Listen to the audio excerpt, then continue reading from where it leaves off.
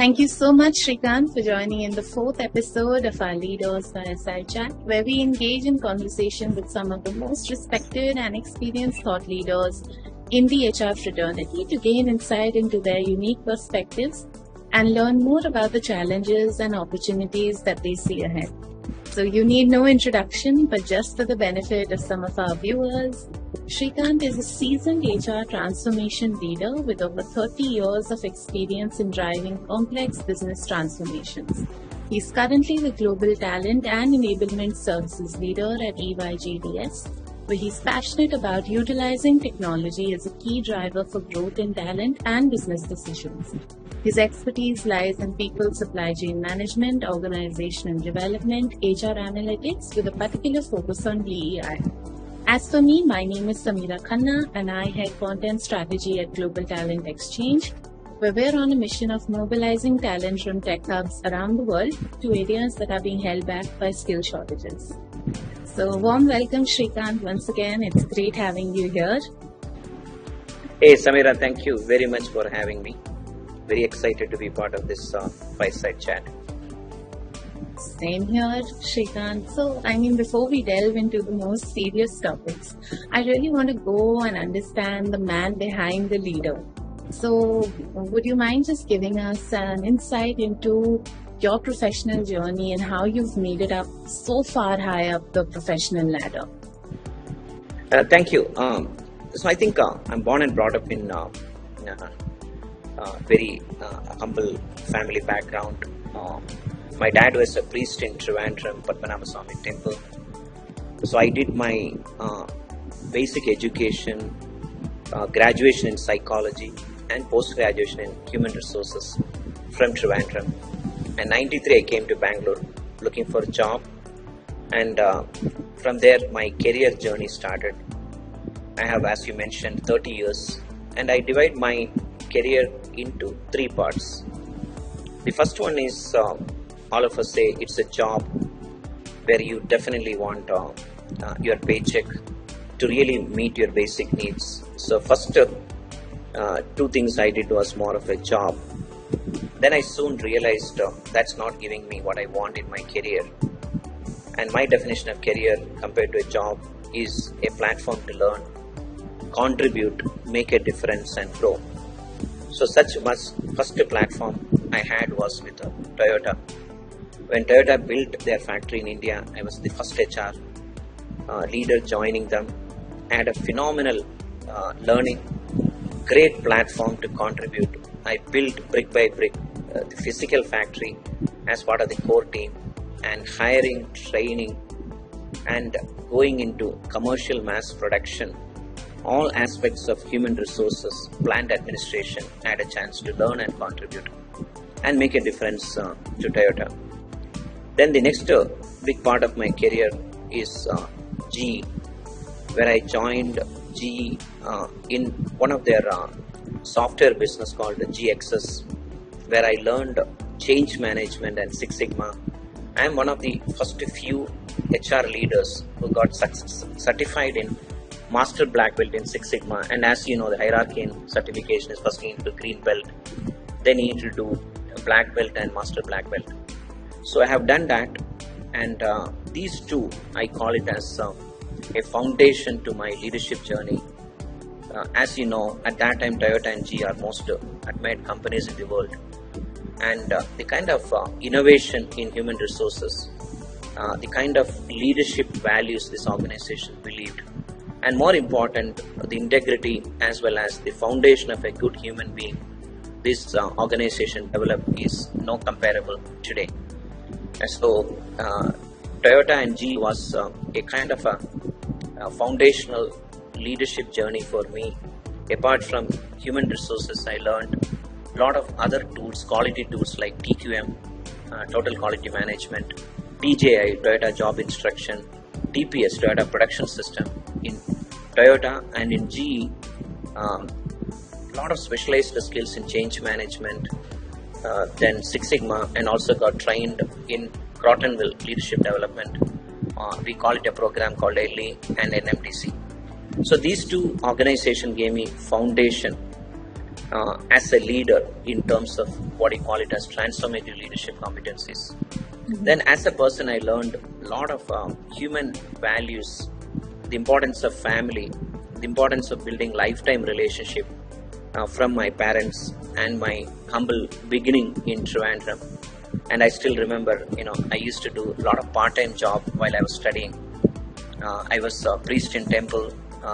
Whenever I get a chance, my dad used to fall in sick very often, so I fill him as a priest. I did basic accounting and what you call bookkeeping when I was doing my +2 in a Gujarati sawmill. I was teaching their kids during Saturdays and Sundays. So I did a lot of part-time job when I was doing my +2 till I continued till I did my masters.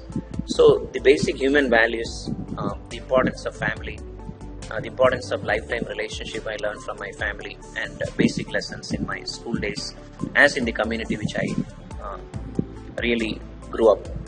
So these are the two qualities I always nurtured: the relationship, family, the human values, and the leadership competencies I developed in Toyota and G. Then if you really look at last 20 years, I use the foundation what I got it from my family life, community life, as well as the first two organizations into leadership position. I went to US in Computer Associates and I was number 2 in HR globally. Implemented wonderful programs like implementation of SAP globally, outsourcing human resources function to a company called Arinso Northgate, building workforce analytics as well as running day-to-day operations. I did lots of mergers and acquisition, and I was recognized at that time in one of the HRO magazine along with my mentor. Still I am in touch with him, Andy Goodman. And we also got many awards and recognition for transforming Computer Associates. And you remember at that time Computer Associates was going through tough time on an accounting scandal. I'm talking about 2003. Then I grew up in Computer Associates, joined as a director, went to US, worked there 9 years, and I got up to senior vice president. Then I have to come back to India to take care of my family. I came back in 2011 and joined Britannia Industries as a CHRO and CIO. And that is another great opportunity for me to really work for a company which is 100 years old, which had a strong Indian ethos. And I always talk about, since you come from a middle class family, the values Britannia also practiced is like a middle class family with a lot of frugality. That means the cost consciousness. There is no frills in corporate culture. Very simple, straightforward culture. And I was reporting Vinitha Bali, again a great leader. I still admire a lot, in touch with her. And she taught me a lot of concepts on marketing, supply chain, and she always encouraged me to innovate. Since I come from a technology organization, Computer Associates, she also added the responsibility of a CIO, Chief Information Officer. IT was reporting to me. So that's the time I started doing talent plus a business role. Then I joined the Computer Science Corporation as the head of India. And then I led the people supply chain management, reported to Mike Lowry, who is the CEO of Computer Science Corporation, and is an amazing leader, and learned a lot in terms of ambidextrous leadership. How do you execute and transform a business? And very few leaders can do that. Some leaders focus on transformation, some on execution of day-to-day goals. But how do you do it together? That means you are future-proof and you continue to deliver best-in-class results quarter by quarter. So that role really helped me to learn a lot in a IT service organization. Although I was in India, then I soon got an opportunity to report to CEO and lead people supply chain management function, which is a backbone of an IT service organization globally. Then what I had added responsibility of doing delivery in low-cost centers like India, Malaysia, China, Manila. I was responsible for delivery as a managing director. Again, that second time I got HR++. The HR, people supply chain management, delivery responsibility were given to me. That's the time CSC did a lot of restructuring, divestitures, acquisitions as part of the 5 to 6 major acquisition, including exchanging. Then CSC and HP services got merged into a company called DXC. So that was another great opportunity of merging two big companies of almost 100 years old culture. Again, I could retain the same portfolio. I got promoted as Senior Vice President, reporting to Mike Lowry, of integrating these two companies together and driving for better results. So that was a phenomenal opportunity. I was part of the integration team and as well as post to go live, driving efficiency and growth. Then I left and joined Ernst & EY as a delivery HR leader or a talent leader for GDS. Then I got additional responsibility of managing corporate functions we call enablement services delivery.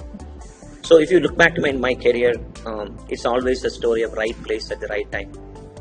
And what you need to do is take the challenges, push yourself, always learn new competencies like Six Sigma, Agile methodologies, CMMI, BCMM, apart from talent. And I always got an opportunity to do beyond talent a business role. So if you really look at last 4 or 5 years, my career become a purpose in life. Very few leaders find this transition so quickly. And that means what you do today is not only a career, but a larger purpose. Like Indra Nooyi mentioned in her one of her interview in NDTV, that it's a higher calling. You find your job higher calling. It is not the paycheck what a job offers, not the career growth and learning and a platform to contribute to the company's KPI, but how can you contribute beyond that to the community which you live in, society, with a very strong purpose. So I fine-tuned my purpose in EY, and EY is a purposeful company of building better working world. So the transition from job to career to a purpose is what I enjoyed in my 3 decades of my service in organization and in my career. And thanks to all my mentors, the team whom I worked with, the team whom worked for me, and the larger ecosystem which I always leveraged, the mentors, the friends, and the relatives and family. So that's a story. I know it's a long story. The essence is lifetime relationship, transformative leadership, and your ability to transform yourself from a job to a career to a purpose. Amazing. I mean, what a journey for sure. Thank you for sharing that. One thing that I really wanted to talk more about is that you mentioned that, it's very hard to go from focusing just on a paycheck to actually finding a bigger purpose, actually finding meaning in your work. So if you could give a message to the people listening, like what mindset change is required to get to that kind of a stage in life from your learnings? Absolutely, that's a great question. If you really look at the 3 stages which I call it in a career, a job to a career, and the difference between job and a career. Job, you compromise a lot of things because paycheck is so important for you. You could not express what you want because of fear of losing a job. Then in a career trajectory, you find the job become so meaningful to you. It started giving you learning, growth, and a platform to contribute. There also it's all about you and your family. Then you slowly realize now the career has given a lot to you, and thanks to the mentors, the team who really made you who you are today. Then you'll consciously realize, now what can I do for the community which gave me a lot of things, and how do I give back to the community which brought me, nurtured me over many years.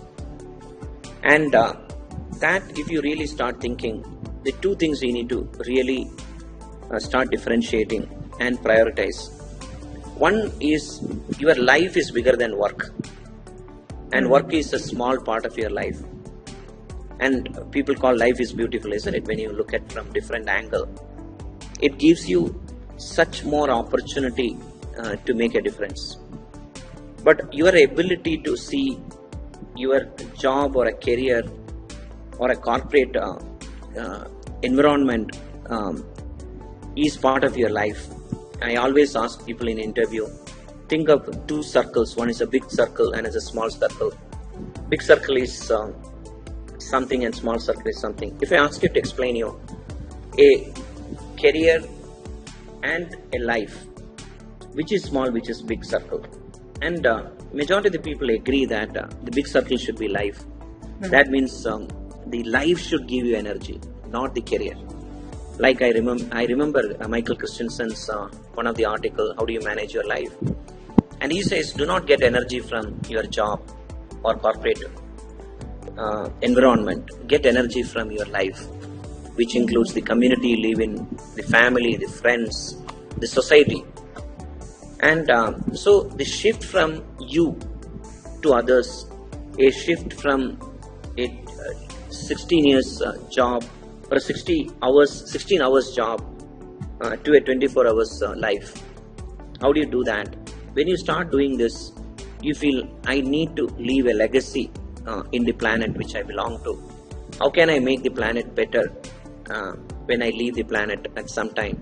How can I? Planet is an analogy of community, the environment which you live in, and the community you belong to. So there you find a larger purpose, and that is driven by life, not by job or career. So one of the advice I tell people, do not get too much energy from job, because that will limit you, that will burn you one day, and you never be happy in life.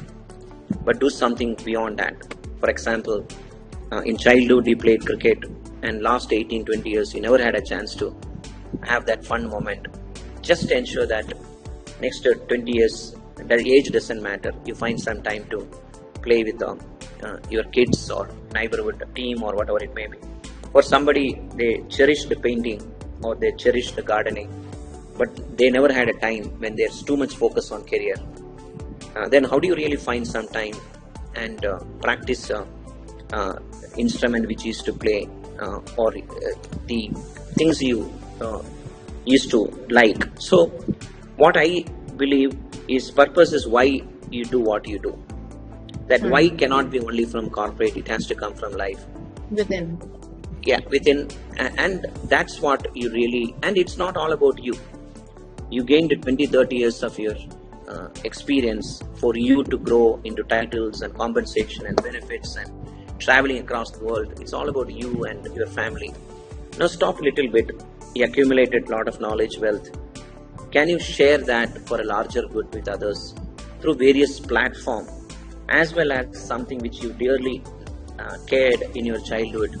Can you rewind it and bring it back and find time to spend on that?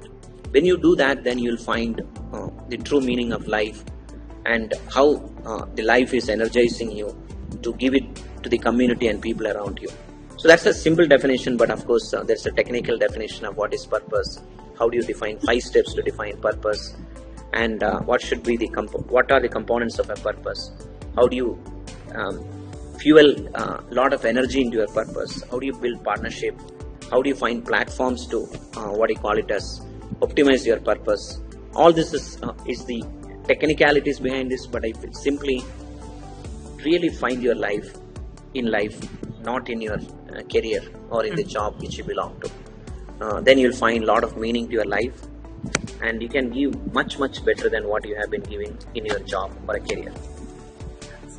That's some great advice, and I just want to clarify, this has nothing to do with age, right? I mean, you can start this right at the beginning of your career as well. Absolutely, you're right.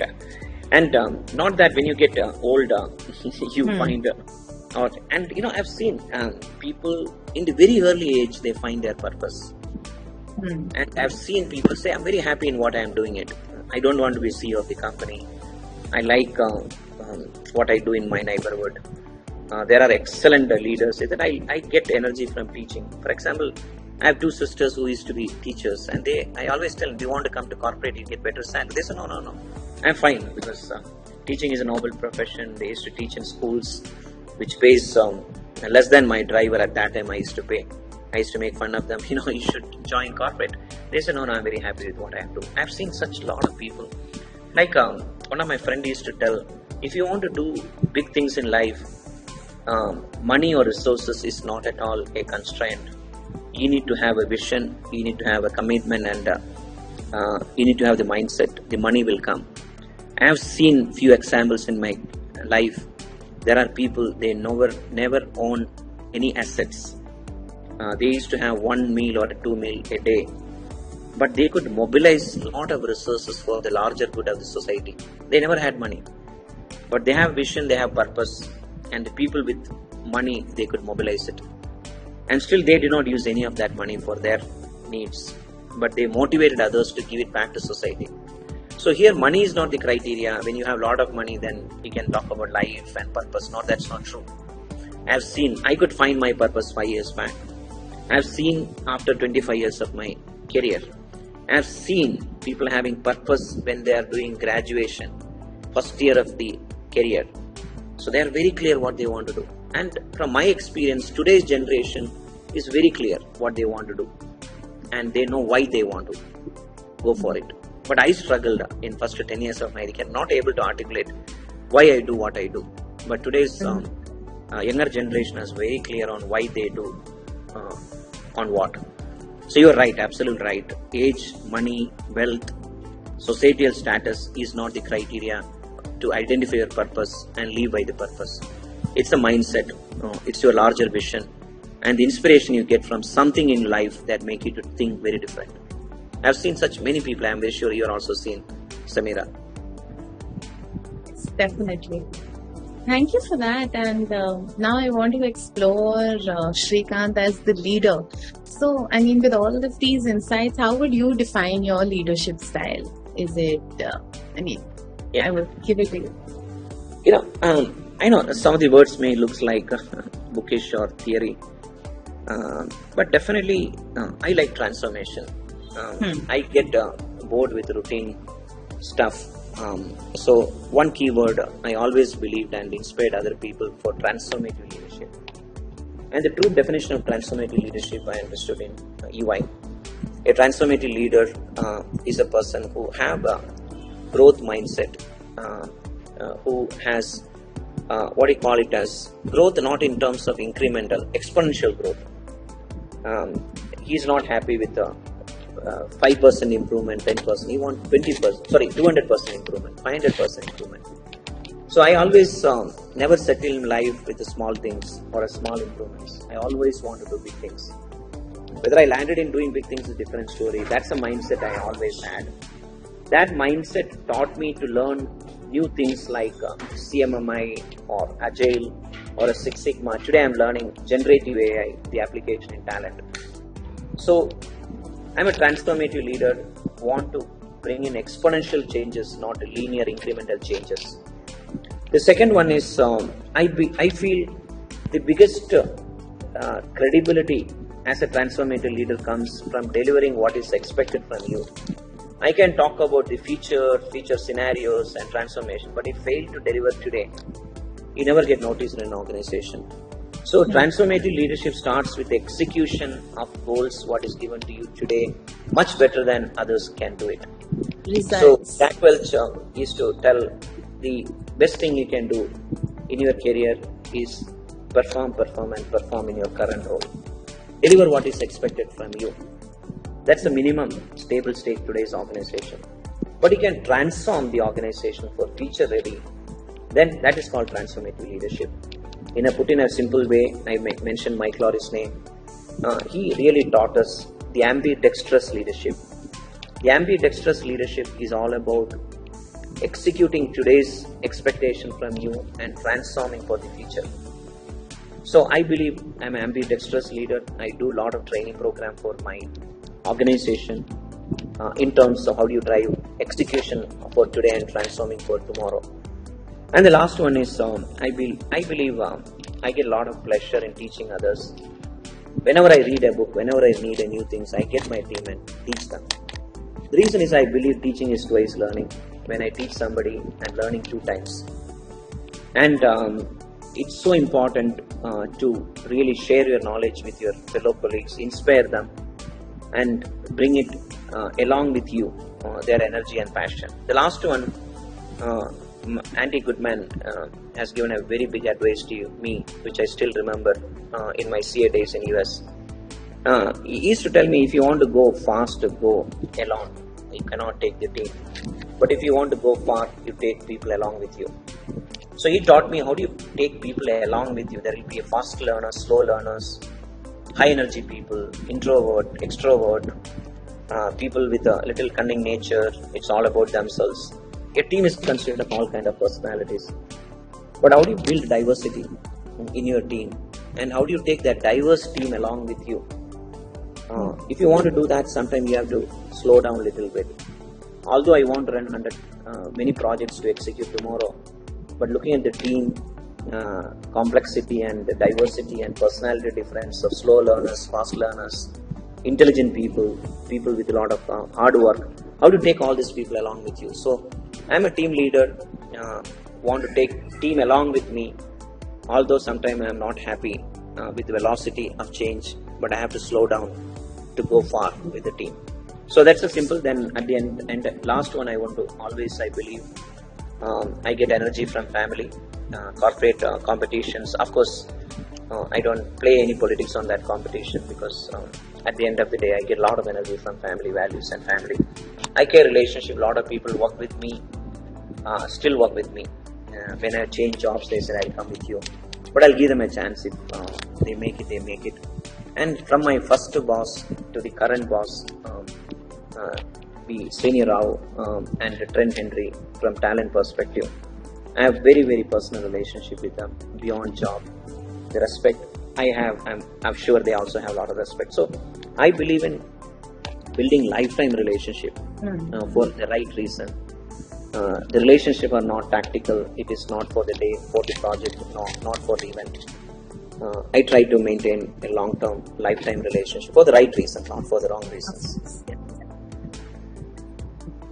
So you talked about that you're currently studying generative AI, right? And you talk a lot about digital transformation. That's one of the subjects that you're very passionate about. So combining the two, I want to know which emerging technologies are you most excited about in the coming future, and how do you see them impacting your role and HR in general? Yeah.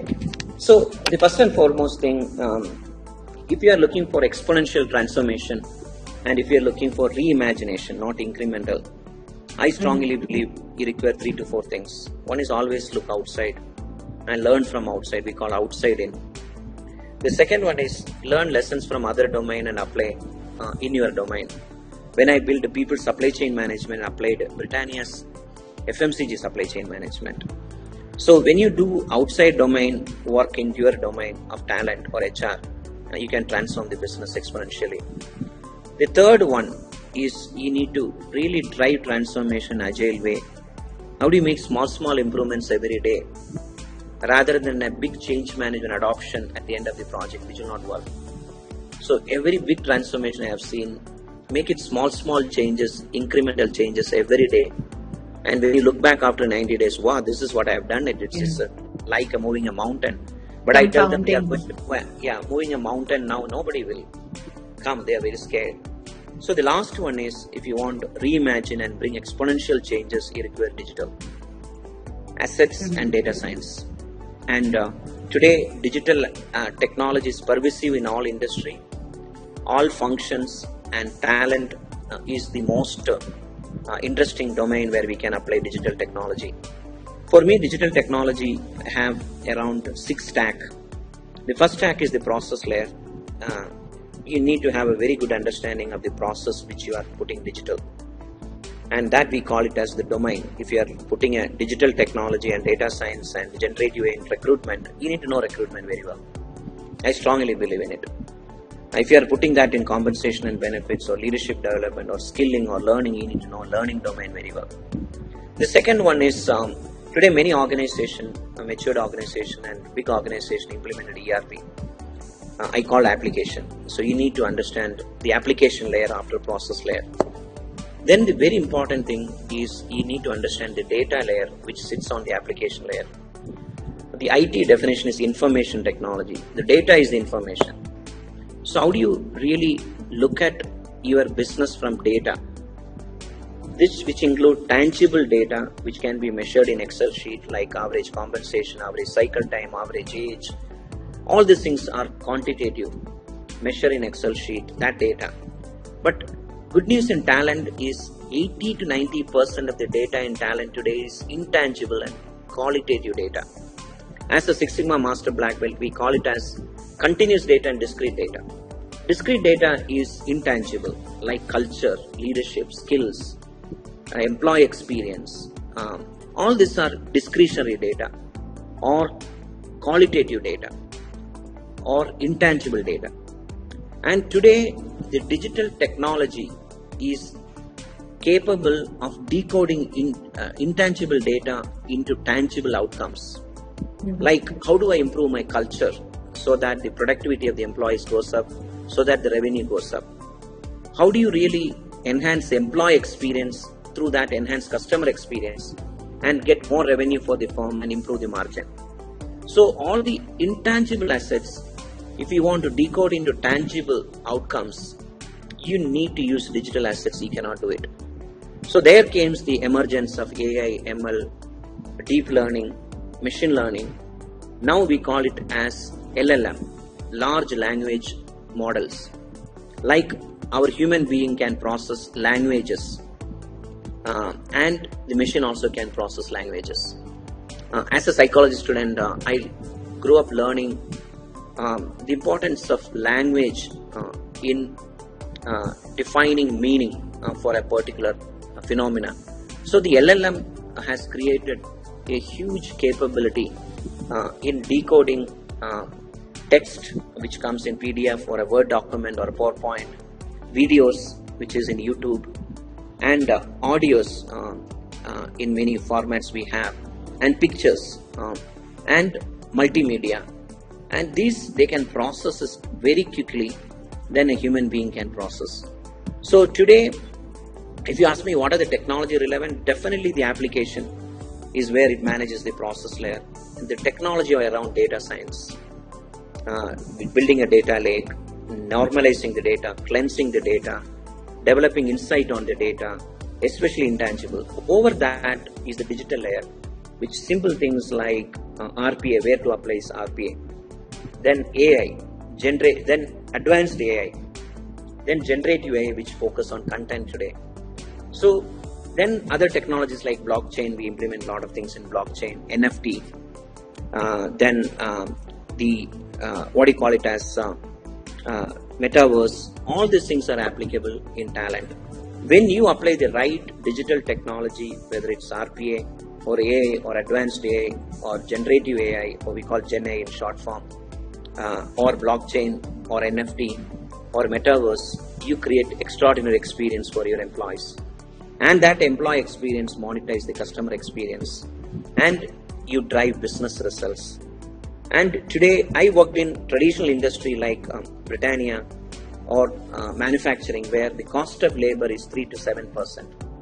And there, as a good talent leader, the way you can impact business is through intangible. When I was in FMCG business, Vinitha Bali used to tell me, Britannia is all about building brands, isn't it? And if you want to build a great brands like Good Day or great brands like Britannia had Tiger biscuits and all these kind of things, it's a vanilla product, and you require great people build great brands, isn't it? So how do you really hire great leaders, motivate them? How do you excite them? How do you provide extraordinary work life for our employees in the manufacturing unit, and tell them, I have given quality canteens, quality restrooms, quality work environment, give me quality products. But if you can't do that, you cannot ask. They will look around this is what your quality you're asking me, then I'll give the same quality in products. So today, intangible assets can be unlocked with the generative AI. And how do you create a full stack of process, application, data, digital experience, and business impact is what the challenge of HR people today. And there are two types of roles will emerge. HR roles which uses generative AI, and HR people may be little more curious to learn machine learning and create machine learning models to run HR processes. So these are, I call alpha and beta jobs will be available. And of course, it's a journey, and Some organizations have very good data, they can accelerate their generative AI. Some organizations don't have data, they need to build a data before they put a generative AI on the business processes. Some organizations have very good applications which generate data.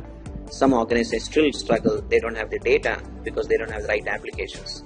So different organizations have different maturity, and I'm very sure all of them will catch up, and who can catch up are going to be the winners in this marketplace. I know it's a long answer, but I can keep going, but the key message is a data and digital is the key here. And intangible, how do you unlock the intangible value? Unlocked to realize the value of talent. I think with the generative AI coming in, it can do faster, more accurate, and it can have high speed of generating insight, content, process the content using LLM. A huge opportunity. I'm so excited about it. Yeah. So we're nearly at the end now.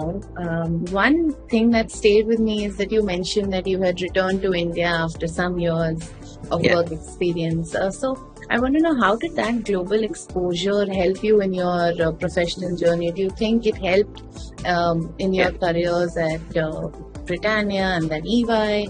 And also, second part of the question is that, do you think with the way the world is becoming increasingly interconnected, there's more opportunity for talent to sort of cross across borders and explore opportunities? Absolutely. I always believe an international exposure, whether you go to US or Singapore or Dubai or Europe, with your family. I encourage to go with your family, especially when your kids are very young. Give that exposure to you and your family. Growing up in a different culture makes a lot of difference. You understand diversity, the importance of diversity, the importance of respecting other culture and learning from other culture. Then apart from the professional level of maturity on some of the innovations, when I was in US, US used to innovate a lot in terms of technology, best practices, and access to risk-taking mentality was very high. So I learned, my family and myself learned a lot in terms of working in different culture, different work environment, appreciating and learning from that culture. More important, the speed of change, the risk appetite in US is very different than other culture. That's the reason made US very unique. And if you are lucky to have exposure in US, please grab it, because even I was 2 weeks back, I was in California, in Palo Alto, Silicon Valley. The kind of entrepreneurship there people exhibit, and their ability to take their risk, their ability to mobilize resources in a very short period is amazing. So of course India is catching up big way. Then after this, wherever you are, just go back to your home country. You can do a lot, because that's where you belong to, isn't it? That's where you grow, and if possible, and find a reason to go back. You will never regret it. And when coming back to India, I always believe my ex-boss Mike Lowry always tell, next generation innovation and talent should come from India, because of the competitiveness India have, and the innovative thinking. And India is the human capital of the globe, isn't it? So if whether Indian multinational or American multinational company, they should reinvent their HR and talent practice in India. I'm not getting biased on India, I'm telling you, because here is where you can innovate next generation talent practices. So that's the reason Mike Lowry allowed me to be in India as his direct reports. He said, you do the innovation and innovation. Today also, EY encourages us to do a lot of innovation in India and GDS location. And he said, you go and pilot and experiment and be a catalyst for change globally. That's what we do today. So global experience with your family is fantastic. Learn as much as possible. Once you have the confidence that I can manage US or Europe where you exposed to, sitting back in India, please do that. Or going back in your country, China or whatever it may be. Do that. I think you can make a huge difference. Giving back. That's where you belong to, Exactly. And today I always tell, I have a 10-year multi-entry US visa. I feel like going to US. If I miss, I can go and come back. I can afford. It's very easy connections, and you can do it and spend a week there and come if you miss too much. Yeah. I'm sure. So this is a fireside chat, so I have a few rapid fire questions for you. All right. Yeah. So just a few. So what are the 3 must-haves for a near perfect talent management strategy? I'm sure there's nothing as perfect, so we'll go about near perfect talent management. Yeah, 3 things. One is ensure that you understand business strategy and carefully vertically align talent strategy with the business strategy. Second one is horizontally integrate your display talent process, right from workforce planning, recruitment, onboarding, compensation, benefits, performance management, learning, career. Horizontally integrate. So you get a plus, isn't it? Vertical alignment of a talent strategy with the business strategy, horizontally integrated display process. Then you want a place to hang that plus. That I call it as a culture. Build something unique where nobody can replicate it. Toyota built the TPS and TQM. I got hired because of that knowledge, but I could not implement it because it's unique to Toyota. You cannot steal it. Jack Welch built Six Sigma, and he used to tell his customers and industry colleagues, please take the assets of Six Sigma and experiment in your company and come back and share the knowledge you gained. But he knows that the way Jack Welch driven Six Sigma, nobody can do it. He said it's the DNA of a leader. That DNA nobody can. My DNA is unique, isn't it? You cannot have that. Even my son cannot have my DNA fully. So that's unique to you. So build a practice which nobody can steal from you. That become a competitive advantage for you. So 3 things: vertical alignment, horizontal integration, building a context or a unique value proposition of programs and practices like Six Sigma and TQM, which nobody can imitate it. Awesome. So you run this section on LinkedIn called Talent Tales, where you regularly post your insights and all. So what would you say is your inspiration and motivation behind doing this? The motivation is I have around 41,000 followers in LinkedIn, and most of them are people who either listen to me in a conference or people who worked with me in last 30 years, right from my Kudramukh days to. And people say that, Sri, we miss when you are working in DXC or Britannia or CA. I used to do a lot of town hall conferences. So they said, we miss you when you leave it. So how can we continue to learn from you, hear your voice and get inspiration? So that really made me to think this is a great platform.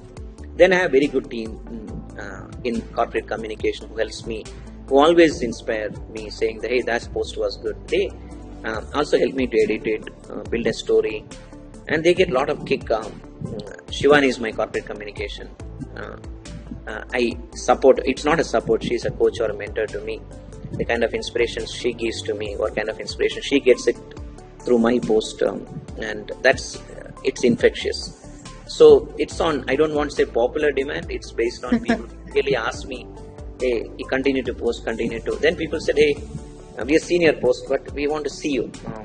We used to see you when you work in DXC every Monday, you used to have a town hall. We want to see you, we want to hear your voice, can you do videos? Then it's very difficult, let me try. So I'm trying to keep some momentum. I'm taking themes like skilling. I did do one more episode I'll do this week. Then I want to take generative AI, then community of practice, then transformative leadership. Like that I want to take one topic will have 3-4 episodes like that. So yeah, trying few different things to stay connect with people and continue that relationship I had with them, which I cared a lot. Yeah. Looking forward to those videos. Also notice that you really enjoy reading. You regularly post recommendations. So I know it's hard for a book lover to narrow down, but if you could tell me your top 2 favorites, top 3 favorites. Yeah, I think the 2 or 3 books which I really enjoy and continue to recommend to people. One book recommended to me by Mahalingam Mali is one of my boss and mentor, good friend, expired recently.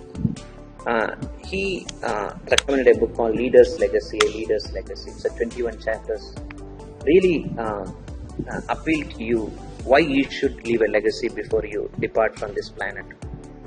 And 21 chapters, and it says leaving a legacy requires sacrificing something in life. Not like Mahatma Gandhi and Martin Luther King sacrificed their life, but maybe instead of getting at 7 o'clock, can you get up at 6 o'clock, 1 hour early? That's a sacrifice of sleep. A Saturday, can you sacrifice going for a seminar or going to a college and teaching students? So that's a sacrifice of a Saturday, which you love to spend with family. Can you do that for better? So like that, a legacy cannot be left until you sacrifice something which you cared about in life. Then things like, surround yourself with loving critics than unloving critics and uncritical lovers. So like that, each chapter is beautifully written. All leaders should lead, and the book called Kausner has written called A Leader's Legacy. The second one which really inspired me is on very interesting few books on execution, leadership. These are very basic. If you really read it today also, it's so relevant. The third one is, I grew up as a psychology student reading cognitive psychology or general psychology. Talked about 17, 18 chapters on cognitive process. Today it's so relevant in generative AI, ML, and other cognitive computing. It's so relevant. I keep on reading the most advanced books on that. So these are a few books. I can't keep going, but this is phenomenally foundational for a leader. The more you read it, you feel the more to cover. Yeah. Absolutely. So how do you unwind after a stressful day at work? Unwind. I think I'm very fond of antiques gardens, farm. I have farmhouse, so I keep on doing few things which is very different, especially related to, I don't say gardening. I don't go and do myself gardening, but I create something green what my friends and relatives can enjoy. Bring something unique in terms of antique value. Now my part-time, I started a digital platform to run antique goods which I used to collect. I built 2 experience centers for people to come and experience Balini gardens and the Balini restaurants which I invested in. So this is what I do. What I enjoy, I will not stop it there. I want my friends and relatives also enjoy. So sometimes my wife is to tell me, why you're doing it for others. I know you enjoy it. I say, no, what I enjoy, others also should enjoy. So I brings my friends and relatives to show these farmhouses or my backyard Balini garden. Recently I built a restaurant with Pakashala called Pakashala Heritage. When you come there, you'll find a lot of antique products displayed there. Old pillars, doors, paintings, Tanjavur paintings and everything. So that's how I unwind. And there also I find Saturdays, Sundays, I don't rent the restaurant. I give it to Adika group. They run it, but the entire infrastructure is built by me. The design is by, the theme is myself. So I always believe a lot can happen over a coffee. Whenever I get a free time on Saturday, Sunday, I go and sit there. A lot of people come, build relationship, retired people, current people who work in corporate life. So that's another way I unwind. Go and sit there, meet new people, interact with them. They see a Tanjavur paintings or a pillar or a door, they want to know stories behind it. Then I just go and explain the stories. Then they said, I want something like this, where can I get? Then I go and help them. So that's the way I spend my free time.